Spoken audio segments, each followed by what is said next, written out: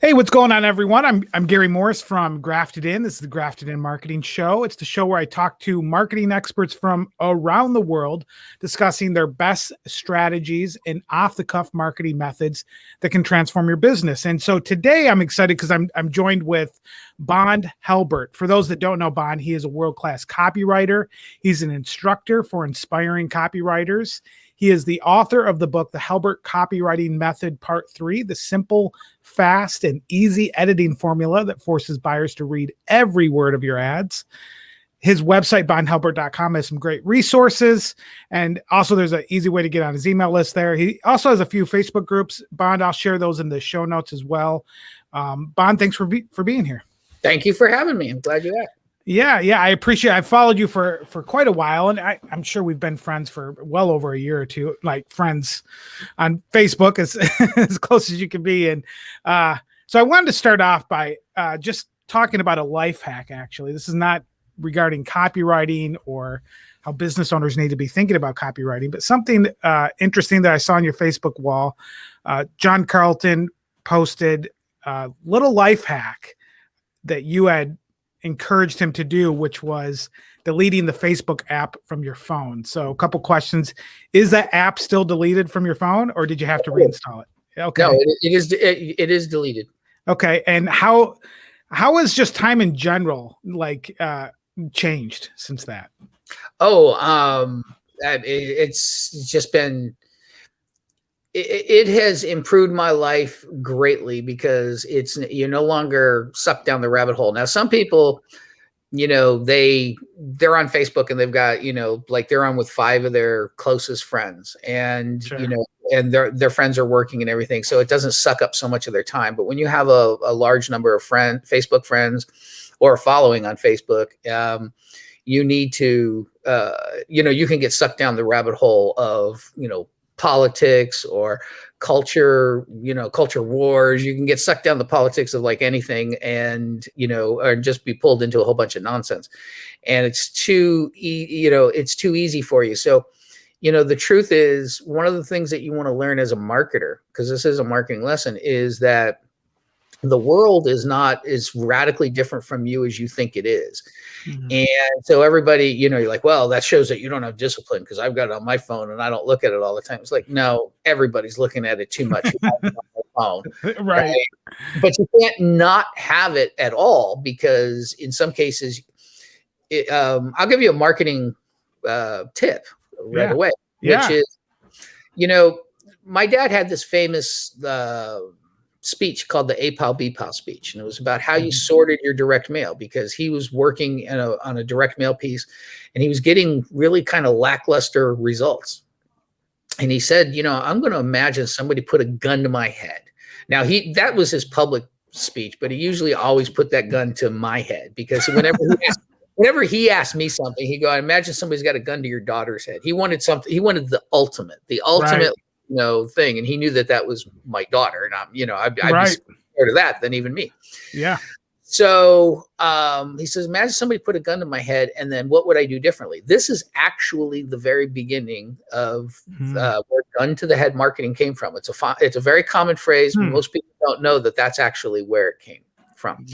So anyway, and it's not like he invented the idea of gun to the head, like what would you do, because that was a pretty common thing, but he was the first one to really apply it to this. And at the time, everybody was telling him, you need to use a window envelope and you need to send it bulk mail, because that makes making the mail cheaper and you need fewer orders to make a mailing work. Right. Mm-hmm. That would seem to make sense. But the first thing he did was think about how people sort their mail.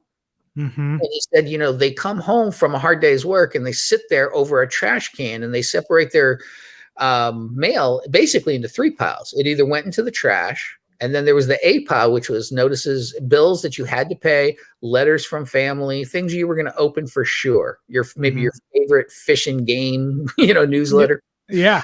And then the second pile was things you might open later. It had teaser copy on it and stuff like that. So and I'm going to shorten this more than I do, when I normally talk about this, but he, so he made sure that his mail was designed so that it would get into the A pile. In other words, it used a real stamp. It had no return name on it. It had a return address, and what they call the corner card is the return address. If it had personalized, if it had any teaser copy is what's written on the outside of the envelope. It would say first class or personal, right? And nothing like, hey, you know, great deal inside or whatever. You were forced to open that mail. Well, the same is when one of the breakthroughs I had before everybody else did was I was looking, everybody was doing email, and I started looking at my website, and I was like, you know, what would I do if I was the consumer? And I was like, I'd put in my spam email address. And I realized everybody is sorting their mail with different email addresses. If you're not sure you want it, you've got this disposable spam email address. Yeah. If you're signing up to see the swipes that Bond Halbert is sending up, you're giving me your B pile email address, right? Yep. One thing that everybody uses for an A pile email address is Facebook, right? If you add the option for a Facebook sign up as one of those options, you'll see that on websites. That's because they know they're getting a primary email address you check often, because you want to know if somebody's talking about you, right? And it's not, it's, you know, and it's, you know, there's a tiny part of you that's hoping that you're going to catch it when somebody says something nice, but the giant part is you want to know if somebody's talking smack, right? Right. So, and you know, I know this because that's what I do. So I assume that's what Gary does. And I assume that, you know, what Mary does and all of this other stuff. And so I was the first one really going after primary email addresses. And I developed all these systems to make sure that you got better email addresses and improved open rates and deliverability, because the truth of the matter is you're not really opening very much mail on your spam. So when I took off Facebook, it was, you know, I can't get rid of Facebook. So, you know, I was like, how can I monitor that in a way that's not onerous on my life? So I still have it on my iPad, right? Because I don't carry my iPad. If I carried my iPad with me, I would take it off. And I still check it, you know, in the morning, in the evening, but it went from, you know, checking it like 20 times a day to checking it like a couple times a day. And, you know, speaking, you know, about life hacks and stuff, you know, the difference in the way that I was raised and my experiences and my thing in life have left me to believing that, you know, I measure success completely differently than most people. So for example, when it comes to marketing or anything else, everybody's in it for different reasons, but a primary one is making a lot of money, right? Right. For me, it's more about making easy money. And the reason it's about making easy money for me is I learned very early in life, my dad made a lot of money, he'd blow it, right? A lot of people who knew my father, people who knew my father will attest that how true this is. Yeah. And I had spent many times, you know, being, you know, happy and miserable while being one of the wealthiest kids in a public school that I was going to. But I also had spent a lot of time later happy when we had less money, right? You know, so I quickly learned that the two things. One, you will be very unhappy if you have not enough money to take care of your needs. I mean, or a flat out blank. That's just the truth. I'm not going to pretend that, you know, people say money doesn't buy happiness. Well, it can certainly not, a lack of it will get you a lot of misery. Yeah. But I measure money in time, right? In the time it takes. But because the other thing I quickly learned out is the game of life is not who built the biggest company. Because my dad and I would see people who we helped build, he helped build, and later I would help build these companies that were really big, but you know, their lifestyle looked like a nightmare to us, because you know that lifestyle was putting out fires 24/7, you know, dealing with, you know, if this system went down, they were going to have to lay off 30 employees or whatever. And it was something that was like, you know, I mean, our lifestyles were much more like, we do whatever we want to do. You know, my friends say, like, I'm into backpacking and camping and different stuff. And my friends would say, like, you know, we want to go backpacking. When can you go? It's like, why don't we just choose it when the weather's good and get up and go? Most people do that, right? Right. Yeah. So the winner in the game of life is the person who spent the most time happy from beginning to end. Now, you can't do anything about the past right now, so you shouldn't regret what you didn't do. Right. You shouldn't, it's not like dwelling on that's going to be any good. You should learn from it, but you shouldn't dwell on it. But the thing is, so the key is to enjoy the now, but also prepare for the future, because you're going to, like you said, like I said, if you don't have money, you're going to be miserable, right? So you do have to prepare for it. Right. So I was working on a campaign. This was based on a breakthrough I had, which turned out to be, my dad and I were working together on it, and he took home more money on that project than any project he ever worked on. Now, my dad did what he typically did, which was, blow all of his money doing whatever, in ridiculously crazy things. I turned around and said, this isn't going to last. My life is going to be filled with a series of ups and downs. So I've always been very, I'm a person who will buy a Rolex watch if I want one. But the hardest thing for me to do is to sign on and say, yes, I'm going to pay an extra $100 a month for this for the next 10 years. Right. I've never paid off a car. I've never, the only loan I've ever had was the loan for my house. And the reason I did that was for the write-off for the interest. Right. I always, I live within my means and everything. But the whole point that I'm saying is that I'm into this for the lifestyle. Now, I don't want to pretend that everybody can do what I do. So in other words, there's a lot of people saying, make money in your pajamas, or, working at the beach, or from anywhere in the world. They can't really do that. I can, but I'm fortunate. And it's because I don't work for clients. So I don't have to be, so if I'm in Italy, I don't have to be up in the middle of the night to make a meeting with an American client in the morning, in their time. So a lot of people sell you that like bill of goods, and it's just false. Right. So anyway, that's, so when it came down to the Facebook thing, I realized it was sucking me in, and I'm not the inventor of the idea of taking it off the phone. I forget who it was that did tell me to it, but it was one, the one thing I try and do, and you should do this in your life in marketing, is learn from other people's mistakes. I learned from what my dad did that was a mistake. Now, my mom was the exact opposite. She went to work steady Eddie for, you could set your clock by the time by when she was leaving the house, when she was getting home. All of that stuff. But I never wanted to spend 20 years, working in an office or a building or doing one task over and over again. So I followed my dad in that path, but I didn't follow him down the recklessness and the security path. Yeah. Learn from other people's mistakes and their successes in marketing and in life, and try it, so when I removed that app, I know that was a very, very, very long answer, but when I moved that app, that's perfect. Yeah. It made my life better. And I have an entire day every week that I take off, and I just don't allow I don't communicate or do anything where I can receive a message that might stress me out. So I don't open mail. I don't open email. I don't watch any. I just started doing this. And it's wow.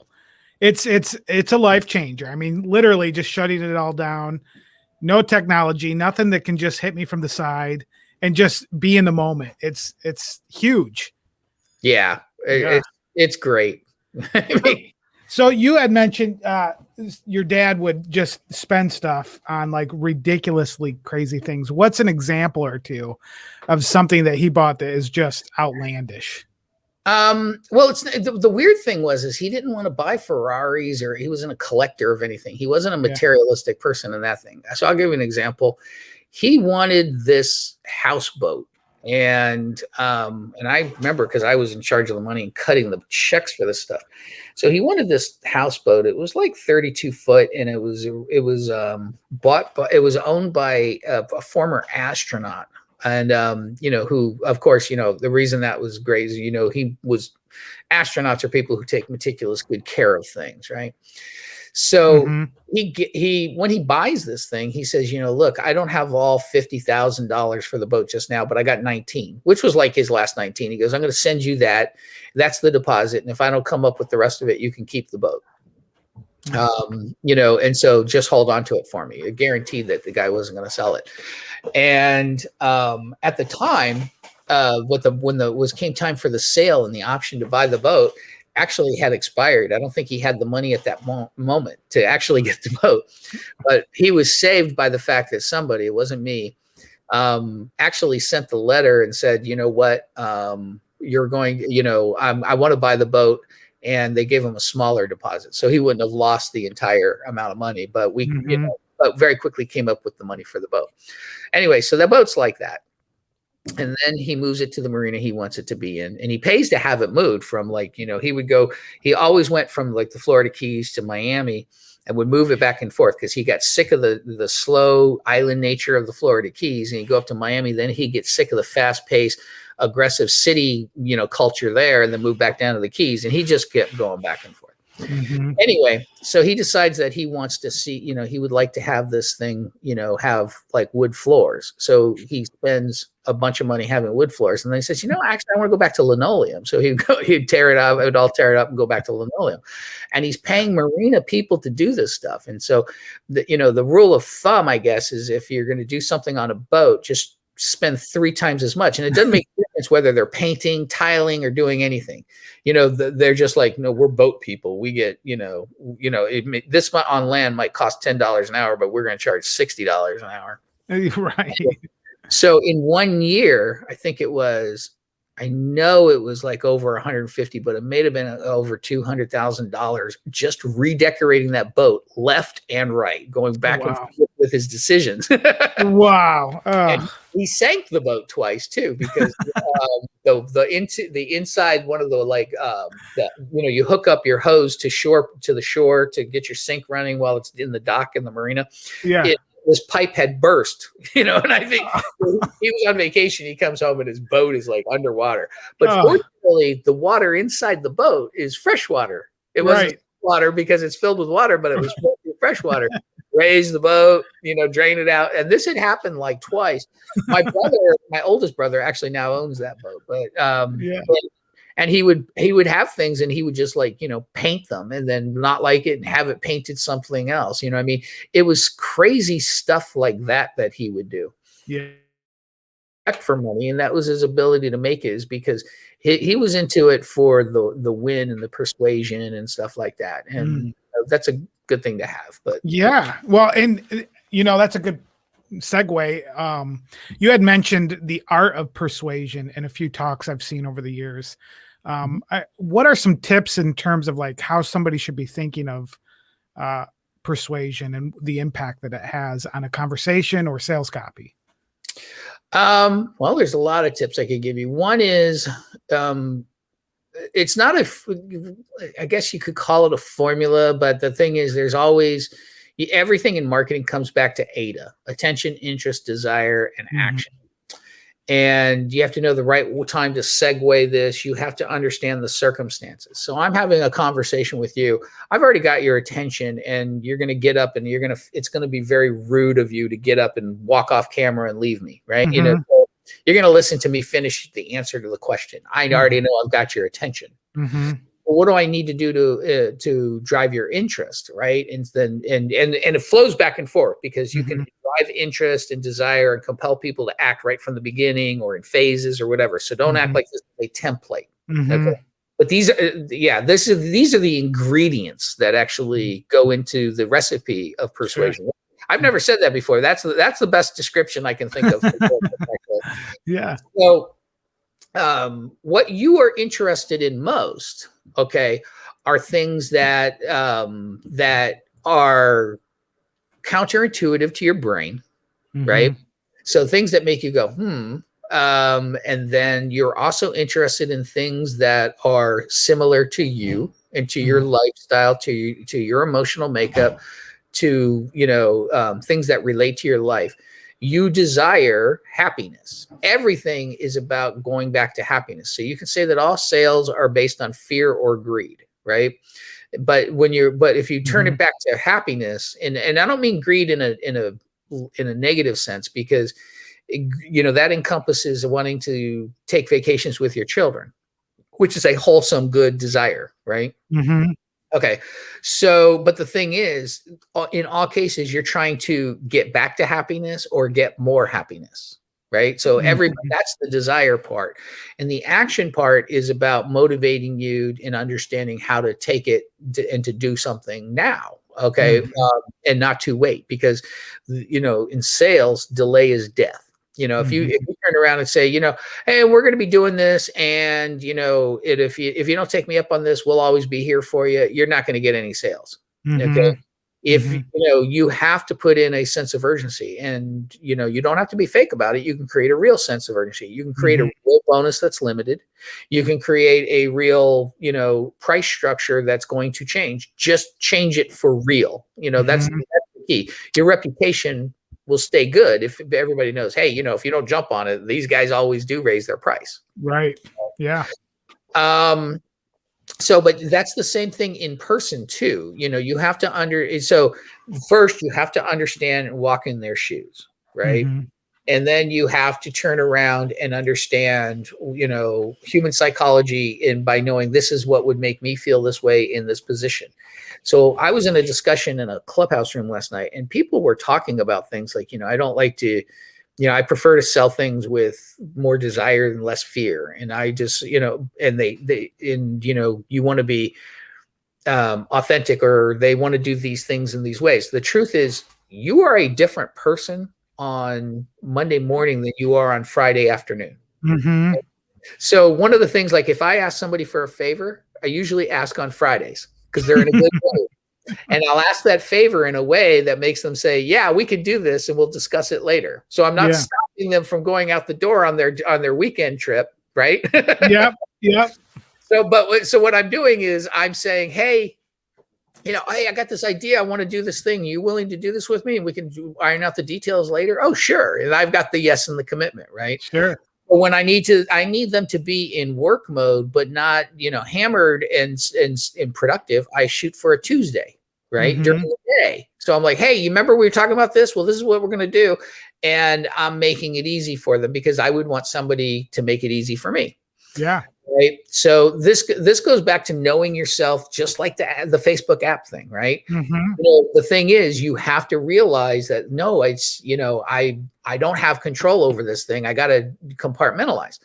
So, but it's not just different times of the week and different times of the day that you're a different person. So I never send out email on a Monday morning. Okay, because the what they try and say is you want to be the first email they see on Monday morning when they wake up. So send it at 4 a.m.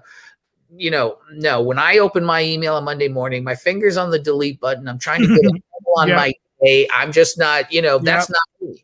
Yep. But if I'm opening my email on a Sunday afternoon, I'm kind of bored and looking for something to do. And then I'm also starting to think about what's going to happen, my days like on Monday and, things like that. Sunday night is actually a pretty good time to sell some stuff. But in any case, you're also different in different situations. In certain situations, you've got your guard up more.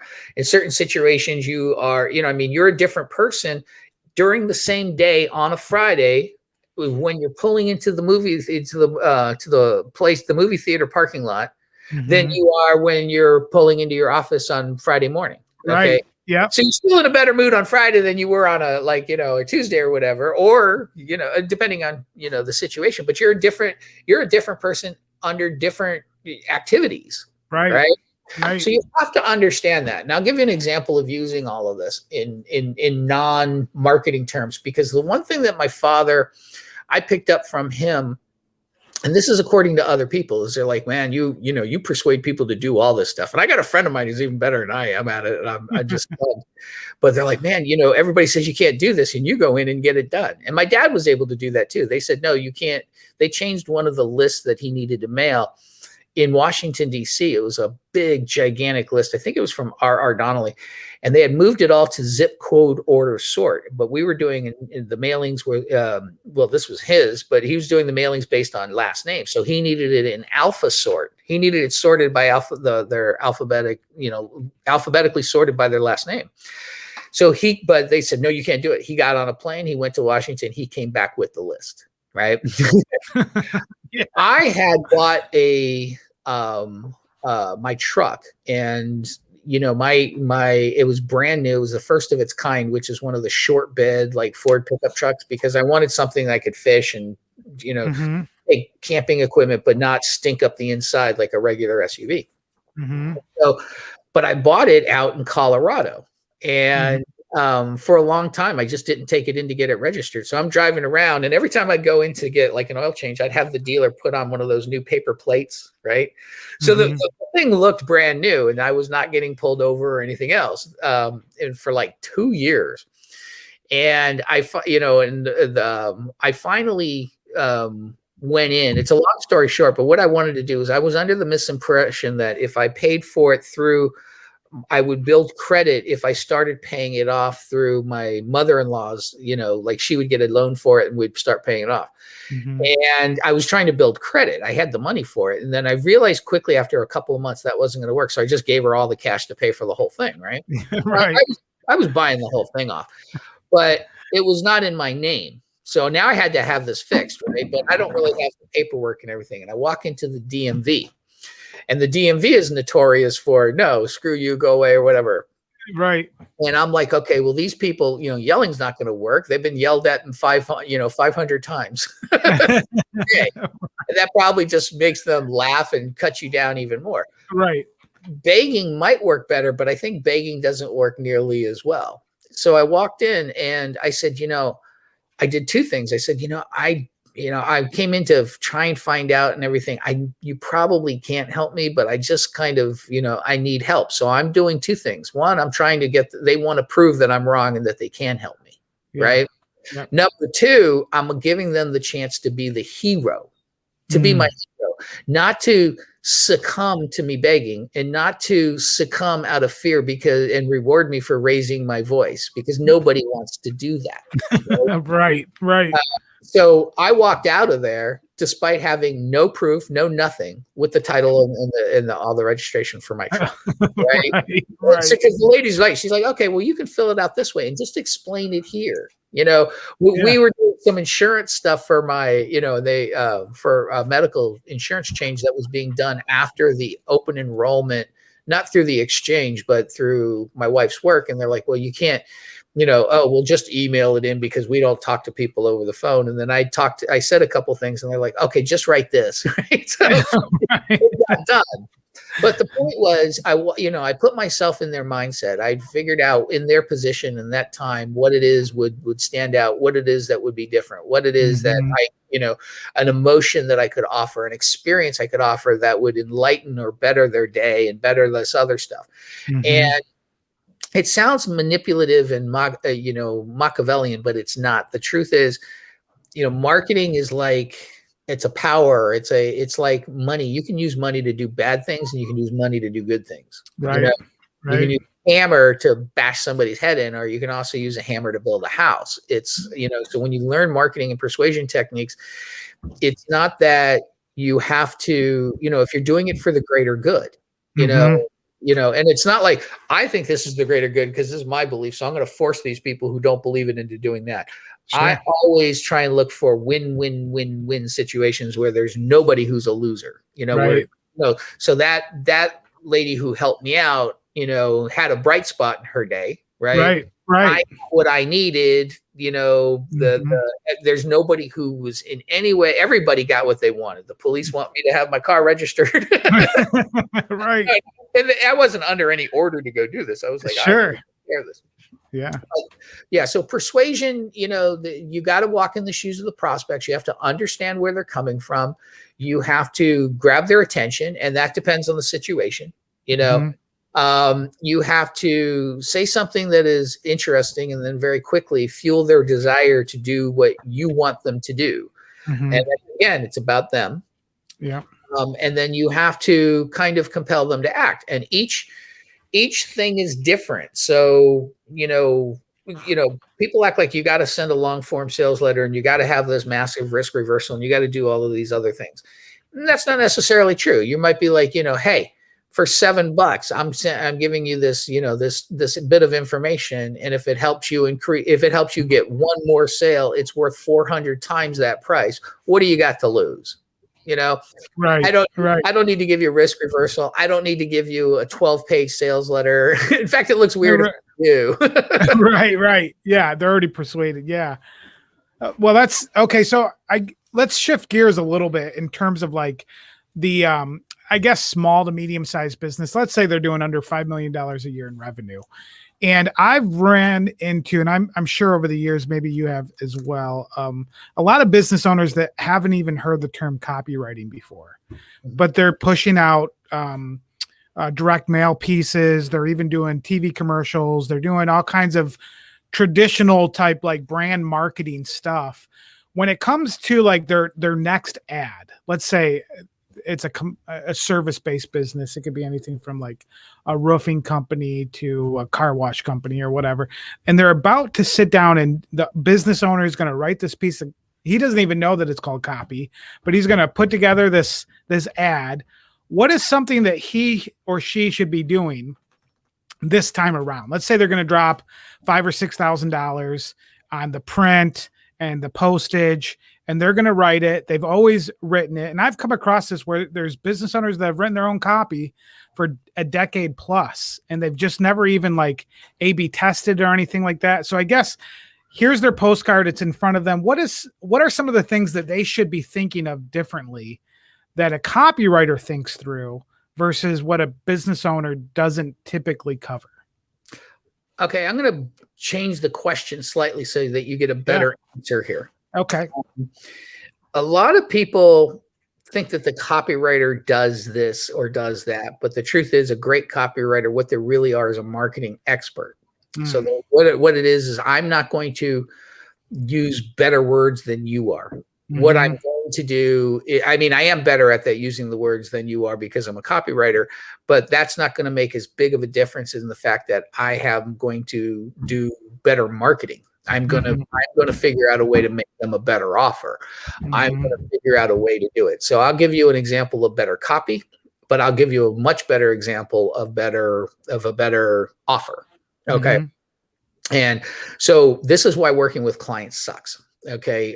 It sucks because the business owner is like, well, I don't know if I want to do that, or, I'm not sure how I'll look if I do that, or, but this has got my name on it, or what have you. Now, of course, they're really happy to take the money when it's a blockbuster winner, but at the beginning, they don't know. Right. Okay, and blockbuster, the really big blockbuster winners are usually a surprise to everybody involved. Who wrote it? If you look at the people, my dad wrote the world's most widely mailed sales letter in history, and it was a shock to him that it was that successful. Right. He wanted to make some good money. He didn't know that he was going to become the richest guy in town. A small town, by the way. That was the richest guy in LA. Anyway, so I'll give you an example of the copy. Okay. So the copywriter, the business owner is often saying, look, I'm going to give you the best deal. This is only I'm going to redo your water main for, or let's take with roofing, because I have a great example that was a gift from last night. There was let's suppose I'm going to do your roof, and I say, and for right now, I've got this special, and you can have your roof for $5 a square foot, while everybody else is charging $6 a square foot. The marketer the business owner thinks that that's a great deal. Everybody would be an idiot not to take that deal. Okay. And so it should automatically make money. And they'll say, and they'll write this copy, and they'll say, and I'm the best roofer in the business. I've done, 200 roofs. I'm certified in this, construction technique. I've got a degree in construction technology. I was part of the team that worked on, figuring out the best way to put on a roof so that hurricanes and blizzards don't break, and blah, blah, blah, blah.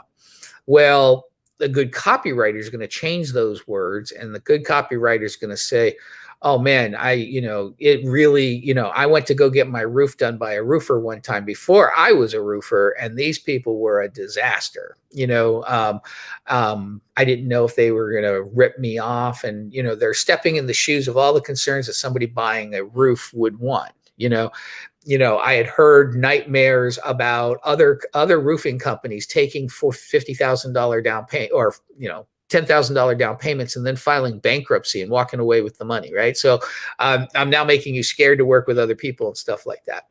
So the copy will be better the way that I write it. Another example in the business niche would be what I teach people to do. And you'll read about that if somebody gets my book. It's you take on the negative and you give them the positive. Right. So I say, when you take when you take on the negative, you take it on in a place that's far worse than they are in. Right. And then you take it to a place that's far better than they dream, but it's you. So you say, when I was working, trying to start my business, I was under immense amount of stress. People told me that if I just put up my website and I use this funnel system and I use these templates and made a great offer, the money would come in. And I invested a bunch of money. I had taken, our vacation money to do all this. My wife was stressing out about it. And worst of all, I had a loan from my in-laws, right? So I was never going to live this down. In fact, I was worried if I didn't pay back the credit card bills, that our credit would be bad. We wouldn't be able to rent a new apartment. I was staying up at night, sweating about it. I couldn't sleep. And the reason you say that is because somebody goes, wow, that's even worse than I have it, right? So I'm making that pain worse than what you had it. Yep. Because the person who's doing that may not have trouble sleeping. If you say, so the bad copywriter go, I know what it's like. You're probably not sleeping at night. And that person is like, no, I have a glass of whiskey and Valium every night, and I go to bed like a baby, right? You're opening up the opportunity for them to say no and say, I'm disagreeing with you, right? But you can't disagree with my experience, right? Right. So I'm taking on the negative. And I say, well, and then, and I was having this terrible thing. And then, it looked like my business was going to have to close. My marriage was going to suffer. And I was going to have to, move the family in with the in-laws. And they were probably never going to let me live this down for the rest of my life. But then I tried this one campaign. I moved my ads, it was a local business. So I moved my ads from Google to the Nextdoor app. Right. And then, I use this basic structure. And when you do this structure, you're going to get so much business that you actually might have to expand and ask the landlord for more, for more space. And other people who use this thing are, having to actually open up separate, other outlets. In fact, you may end up doing the unthinkable and having to refer the extra business over to competitors because you just can't handle it all. See, so now it's better than you dare dream. You just right. Okay, so I'm taking on the negative and I'm giving them the positive, whereas the regular owner is going to be like, no, I'm great and I've got this and I've got this. Because the truth is, somebody turns to you and like, I'm 6'2", I got blonde hair and blue eyes. I was the captain of the cricket team. My parents are both alumni from Harvard and Yale. And, sure, we inherited a lot of money, but I was able to take a business that, from 500 million to 3 billion. You just hate that person. I mean, you're just like, you want that person to be wrong so bad, right?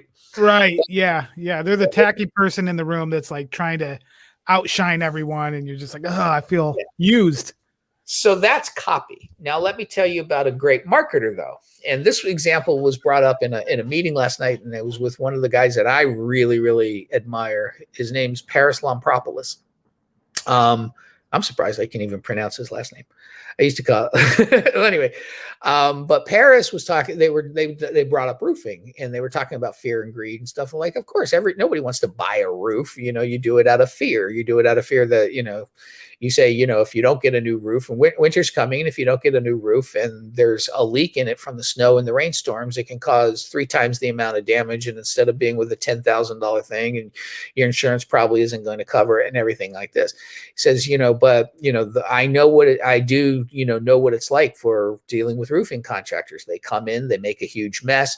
They, sit around and leave food wrappers all over the place. They come and they tear off the roof, and then, because now you're stuck with them, and then they don't show up for another 3 weeks, because they're busy trying to take in as many jobs as they can. And you're wondering where they are, and you got to wrangle them and stuff like that. But with my company, we're not going to do that. I'm giving you my personal guarantee that, there will never be a day where we're not on site repairing your roof. I always assign a minimum of 5. Now I'm changing a little bit from what Paris did, but I'm always assigning a minimum of 5 guys to be working on it to make sure we get maximum amount of progress. Any more than that, it would slow it down. We only wear these booties and stuff like that whenever we're anywhere near the inside of your house. We've got this, we have this guarantee.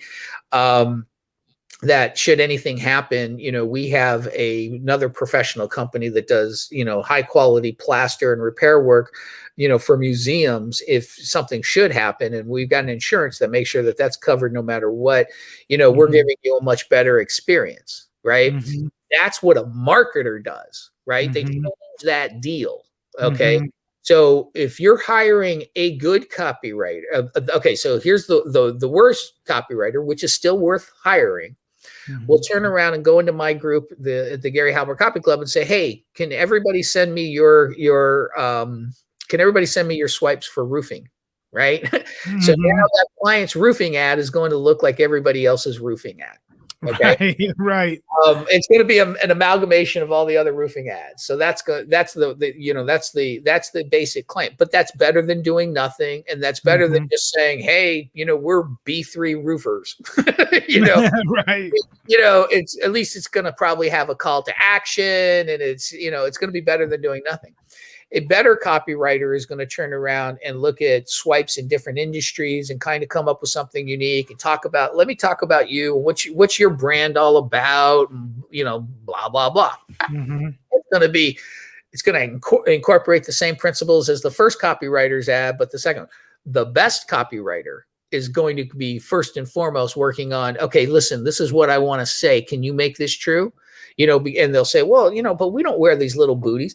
Dude, it's going to cost you $3 per man to wear a bootie to get a job that's worth $10,000. And these people are, instead of selling your roof for $6 a square foot, you're not going to be able to charge $8 a square foot, because these people now want you far better than you can sell it at a premium. Wow. You're the roofing guy to get. So this brings me back to something that's very important. Most marketers start marketing, and copywriters start thinking about this when they sit down and look at a blank screen. Huge mistake, right? That's when they're marketing. When you're in the world of Halbert, the way that I grew up, you are marketing to your clients to convince them to do the thing that's going to make their program work, their promotions work, their businesses go up. You're marketing to the DMV lady when you want to get something done. You're marketing to your kids when you need them to care about their school grades. You're marketing to everybody all the flipping time. It's owning your skill and making you a better marketer and persuader, right? But when it comes down to marketing in business, you are understanding, you are marketing to that consumer, and the best way to market to that consumer is to write that dream copy and then convince the market to the owner to get them to make as much of that dream copy come true. And then you back it down to where it's legally true, right? So you don't want to say you're going to show up in the booties if you're not going to show up in the booties. You don't want to say that, but if you, in this is why, if you're building your business, if you're building a new product, if you're going to have a new offering or anything, write the copy first. Do it this way, because then you can turn around and say, okay, now when we start this crew, guys, this is what I need you all to do. You got to have this, you got to have that, because you get these chances. So if you're writing a book, let's say, to build your brand, and you write the copy about what's in the book, you still can put that in the book. You started writing the book and you've ordered 10,000 copies, and now you're going to sit down and write the ad for that book. You can't go in and add the component in there that you said that you wanted to put in the dream copy. Wow, that's good. That's good. It reminds me, I think it was Kevin Rogers. I think he was either interviewing somebody or maybe something he had said at one point, but it was about like the challenge of often sitting down and figuring out, how do we sell our USP versus maybe this company doesn't actually have one and you have to creatively help them come up with one. Yeah. No, you have to do it. And, it all starts with the customer. What is it that you go through their experience and you find out, what about this experience just sucks, and, how can I do it? So, but being a great marketer is about problem solving, right? Figuring out how to fix, solutions. I was in a meeting one time in this, and most of the time you're looking for problems and then you're looking to solve it. So you are an optimist, but you're a jaded optimist, right? Like, well, this probably won't work, so I'm going to set up 10 tests and one of them might work, right? So you have to be an optimist enough to do things. You can't let the jaded pessimism stop you from doing anything. So, this guy I was talking to was in real estate, and he says, my problem is I'm in LA and nobody can afford a home. And I said, well, then you need to write a report on how anybody with a $50,000 a year income can afford a home. And he's like, well, how do you do that? I go, well, we got a new law. It says you can turn your garage into an ADU, which you can rent out, which will pay for a portion of your mortgage. If you're self-employed, you can, you can find a good banker that's actually going to put your deduction for your car, and and you also get the write-off for using a portion of your home for your business. If you are a stay-at-home worker, you can get a 3-bedroom, one for your office, one for your bedroom, and turn the rest of the house into a daycare during the day, right? There are all these ways that people are creatively, and that will actually pay. You get 5 kids in there, 7 kids in there that are being managed by a nanny. One of the kids alone is paying for the nanny. One of the kids is paying for the nanny. The other ones are paying your mortgage. Right. So there are all these creative ways to do things that other people are doing, and they're usually solutions are found in like smaller levels, right? And so when you create that report, you're also, now you're also, as a good marketer, thinking about opportunities. You're like, wow, you know what? If I find the right contractor, they'll probably give me a commission for sending them all the sales and say, look, I got this guy. He works on 4 different floor plans. You choose it. You'll have your garage turned into an ADU in 3 months. Now you got an income stream coming from that will help supplement your advertising. Right. You might even get out of real estate altogether. And these are the things that here's a checklist of the things to do to make sure before you move into your home, get the floors done before you got furniture in there, right? Yeah. I'm the flooring guy. You want to do this, all of this is so much easier to do it before. Then these are the things you can do as you move in, and these are the things you can do later. And now you've got an income opportunity stream. So this is the way that I think. So it's a lot less about being a copywriter as it is about being a solution-oriented marketer, persuader, things like that. Because how I can change the way I say it. The way the words do matter. Words do matter, but not as much as what you're saying, right? That is the most important. That is the golden. That's the jewels in the crown. Wow, that's given me a whole new area to kind of just think through. Like, you're thinking of like the problems, dream experiences. What could you give your potential prospects in a perfect scenario? Sit down and really map that out, rather than sitting down looking at your service or product and say, how do I sell this? Yeah, exactly. Right? Yeah. And you'd be surprised at the small changes it takes. Right. There was one thing. This was one of my favorite ideas, and this came from the heart because it really was something I wanted to do. My dad wrote a series of letters to me that got published into a book called The Boron Letters. And I wrote an updated version and sell it on Amazon. And it's got some life lessons from him, but it's about copywriting and things like that. And for his birthday, we always try and do something special. And so one year I was like, you know what? The book that hold on. No, everybody knows about it. So I'm not like thinking about, this is the size of the book, right? Yep. So, and I was like, my nickname, which is about the size of your book. I mean, it looks the same. Yeah. Identical because of the brand. Nice. So I did that on purpose, right? Yep, okay. Yep. So what I did was I was like, that this book, I wish I would have, if I'd known I would have had the other one ready. But so what I did was I said, my original nickname from my dad was Bondo Dog, because I was his original road dog, somebody he'd just pal around with when he was going to do errands or do whatever he was going to do. And I said that, I wished I wanted a travel size version of the Boron Letters. So what I did was I went into Amazon just for one day and I shrunk the book, right, to about this size, so that it would fit easier, because, that way it would fit into any briefcase or any laptop case or anything like this. And I called it the Boron Letters Road Dog Edition, right? So I think I may have I changed the cover on it, but anyway, and I ordered 100 of them, right? And then, so I changed it, ordered 100 and changed it back. So there's the only 100 ever printed. One person got one of the books, that wasn't part of my 100 stash. I don't know how they found it or whatever, but there was, but only 100 of these, well, now 101 of these things ever existed. I planned on not having them exist anymore. So what I then did was I numbered each one right out of the box, 1, 2, 3, 4, 5, 6, up to 100. And I took the corporate seal, from my dad's corporation for the Gary Halbert letters, and it's an embossing thing that they do for stock certificates, and you squeeze it and it makes that like impression. And sealed the first page of each one to certify that these are actually Road Dog editions, right? I numbered them, and then I would, sign them. And I told people, I said, well, if you want to buy some, and everybody wanted them right away.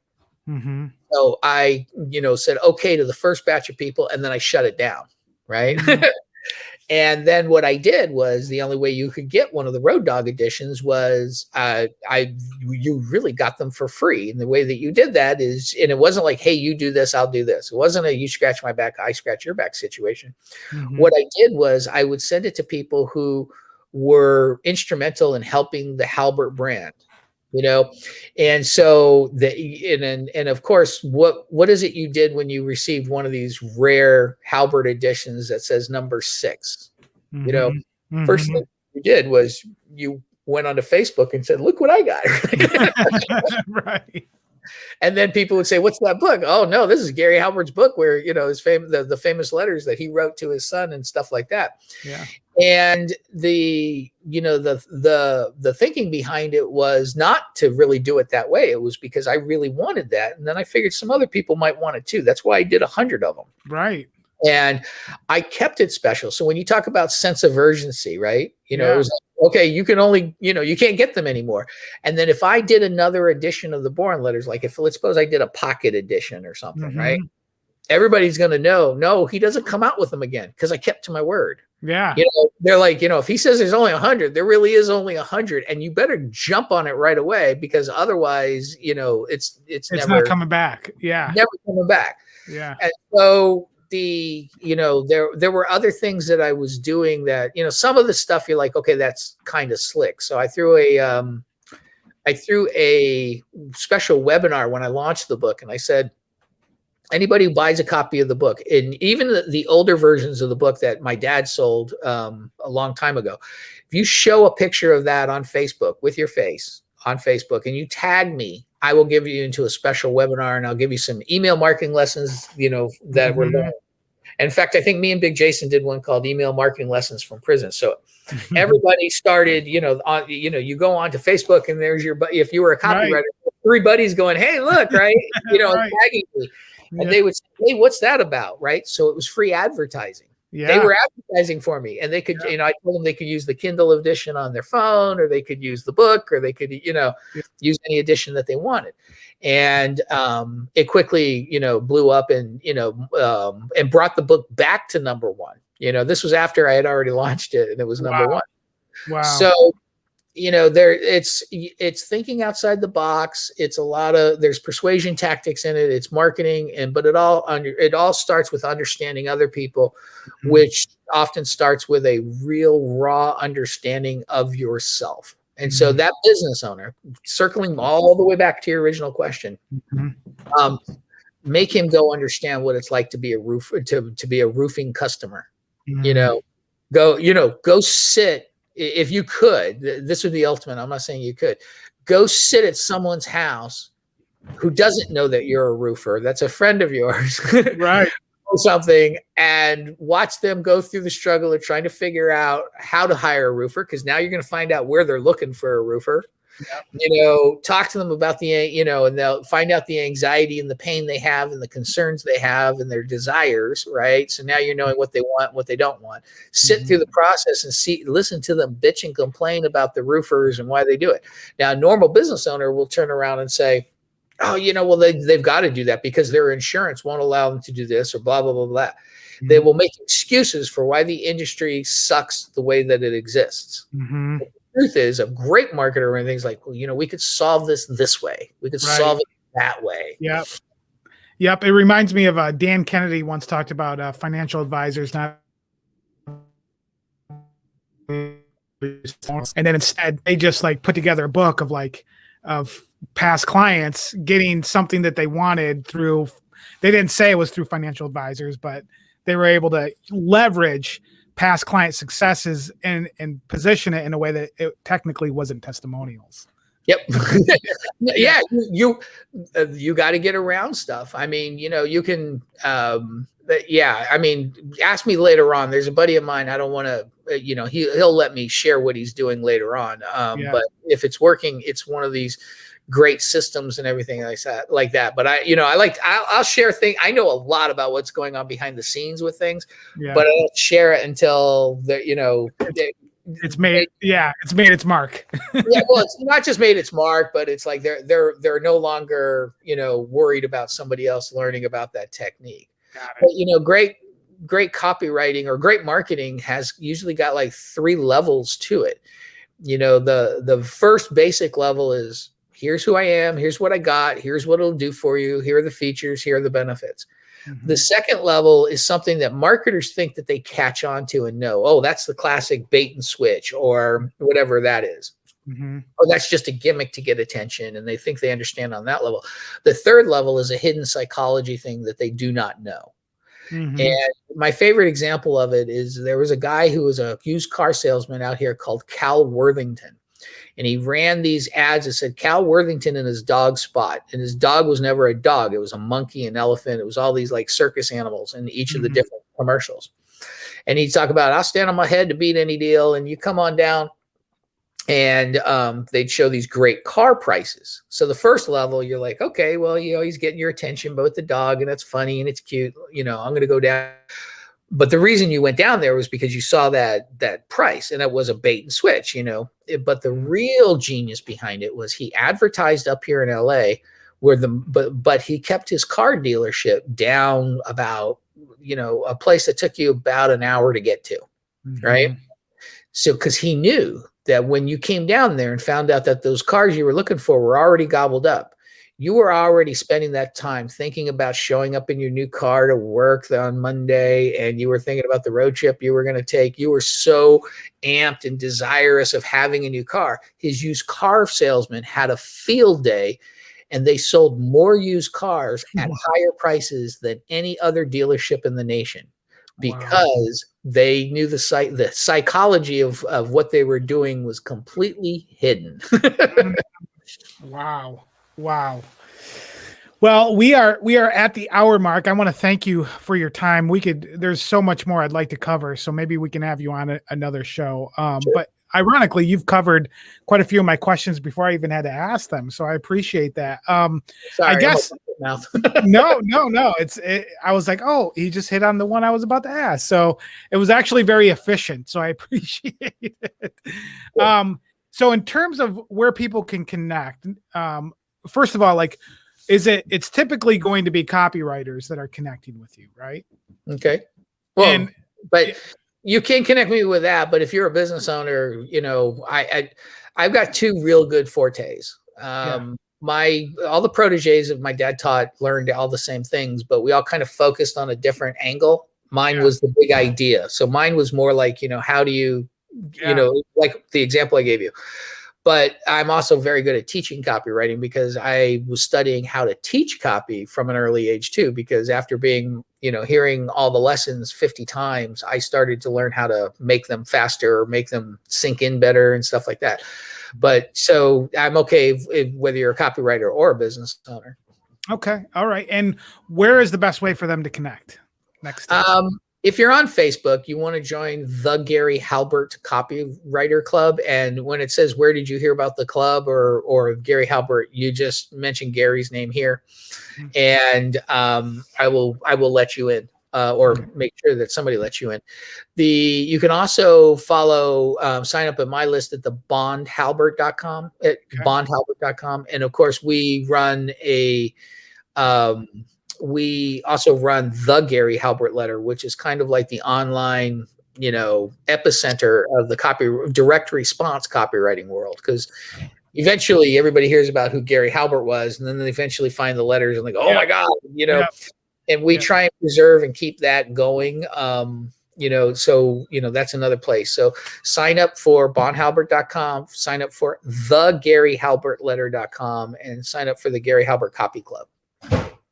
Okay, that's They're perfect. They're all free. Okay, all right. Well, I appreciate your time, and I look forward to connecting online and talking to you again. Sure, no problem. Thank you very much. Have a great. Thank you. Thank you.